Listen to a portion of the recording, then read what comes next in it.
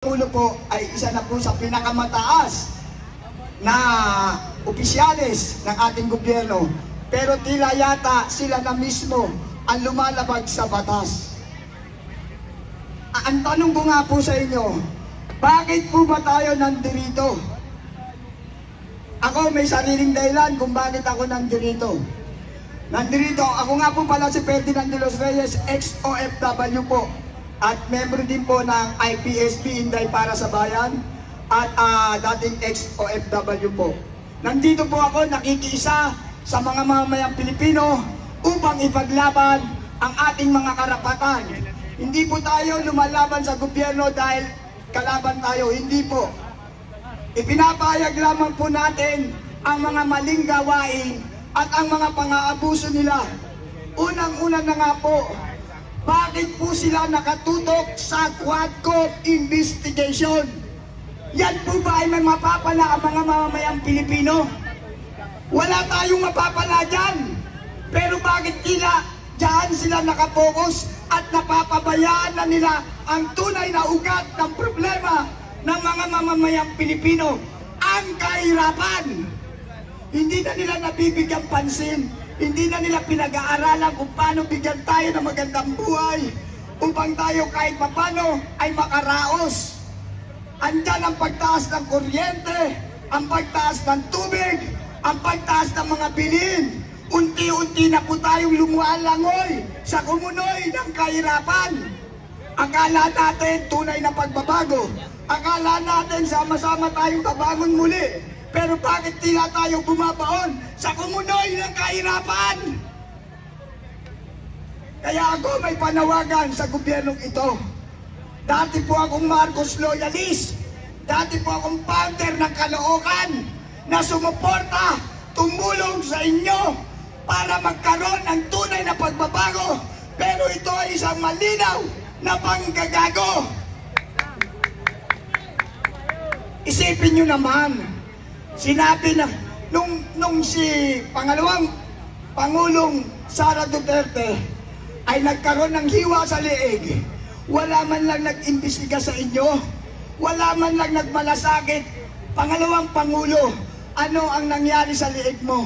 Meron ba kayong narinig ng mga senador, congressman upang alamanin kung ano ang nangyari sa ating pangalawang Pangulo, na kung sakali bang incompetent ang Pangulo, ito po ang may karapatan as per Constitution na papalit sa ating Pangulo.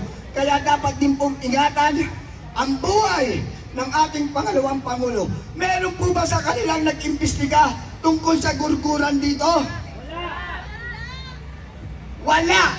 Dahil gusto nila yon. At baka kung sino pa may pakananon, God knows everything. The truth shall set us free. Kaya mga mahal kong kababayan, hindi na po ito usapin ng politika. Tandaan niyo po ito. Hindi po ito usapin ng politika. Usapin na po ito ng sitwasyon ng ating buhay. Buhay ng mamamayan at bayan ang pinag-uusapan. At dahil nga po sa sobrang pagmamahal natin sa mga Duterte, dahil sa mga Duterte natin naramdaman at naranasan ang tunay na kapayapaan, ipinagtatanggol natin sila. Dahil sila po ang tunay na nagmamalasakit sa ating bayan. At tungkol naman po sa pronouncement ng ating pangalawang Pangulo, na ang sabi nila, active threat. Paano naging threat yun kung buhay pa siya? Magiging threat lamang po yun kung siya ay patayin. That is conditional statement. Hindi po yan sinabi para pumatay. Meron pong kondisyon yan na kung sakali siya ay mawawala o may papatay sa kanya, may papatayin din yung kinausap niya. Yon ay mangyayari kung siya ay mamatay. Pero ito po dapat yan eh. Dapat ito ang ginawa nila. Inimbestigahan nila kung bakit nasabi ng ating pangalawang Pangulo ang statement na yon. Dahil sa totoo lang po, nakakatakot yung statement, pero yun po ay isang reverse psychology, figure of speech. Sinabi niya po yun para kung sino man nagtitreat sa kanya ay matakot at hindi gawin sa kanya ang banta na siya ay patayin. Yun po ang katotohanan dahil meron po physical evidence, dahil meron po siyang sugat dito noon pa. Pero walang nagmalasakit nga po.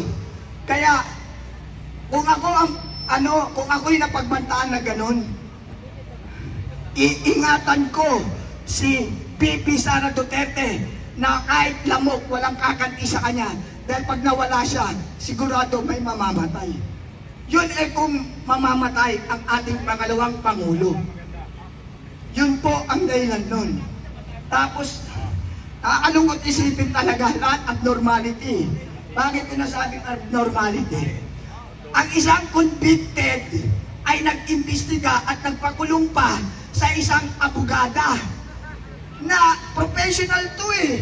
Hindi naman pangkaraniwang tao kapag in-history background niyo yung taong yan, si Atty. Lopez, ang tatay niyan ay dati rin taong gobyerno. Pero anong ginawa nila? Dahil natatakot sila sa darating na eleksyon kung aabot pa sila sa 2028. Dahil sa ginagawa nila, pinupuno na nila ang salop ng mga mamamayang Pilipino. Huwag niyong sinusubukan ang kapangyarihan ng mga mamamayan dahil ang mamamayang Pilipino ngayon ay matatalino na.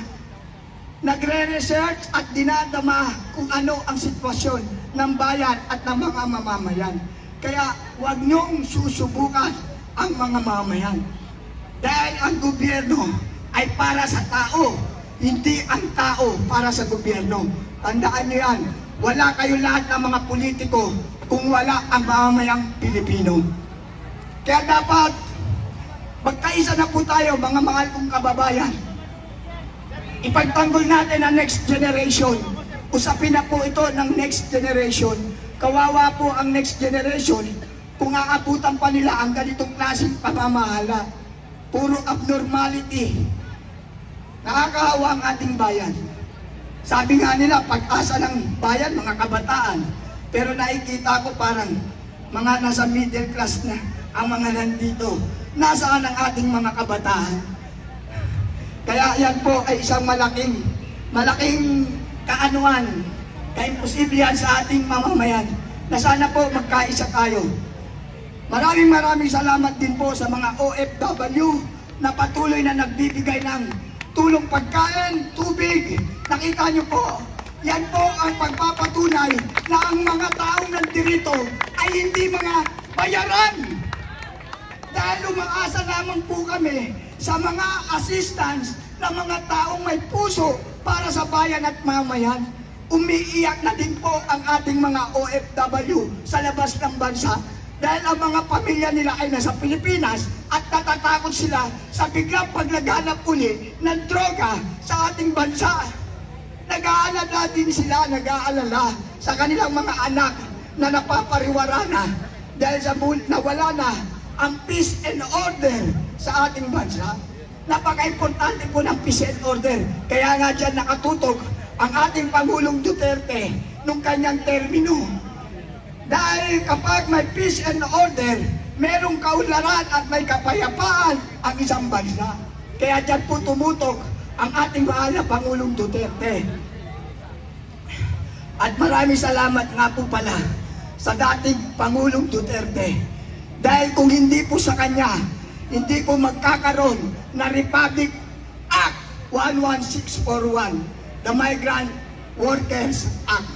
Nagkaroon na po ng sariling kagawaran o departamento ang mga OFW, ang Department of Migrant Workers.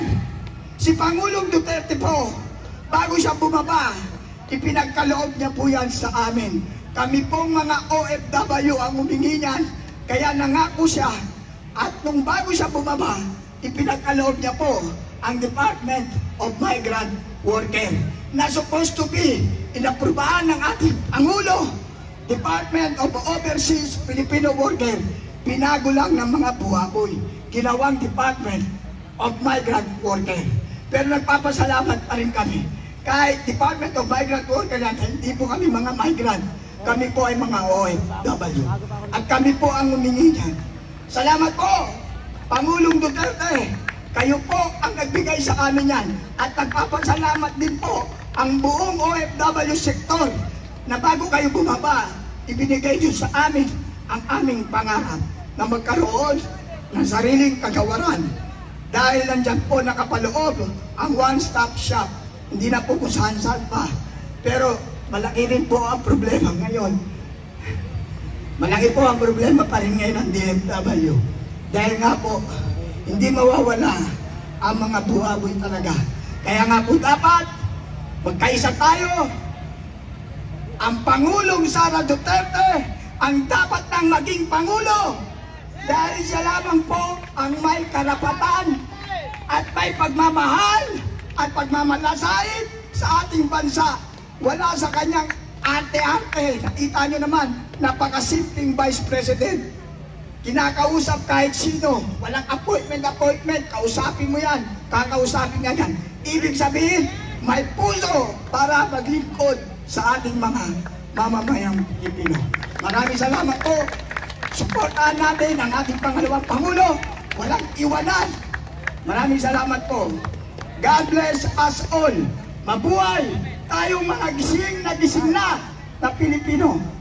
Thank you, Lord. Maraming salamat.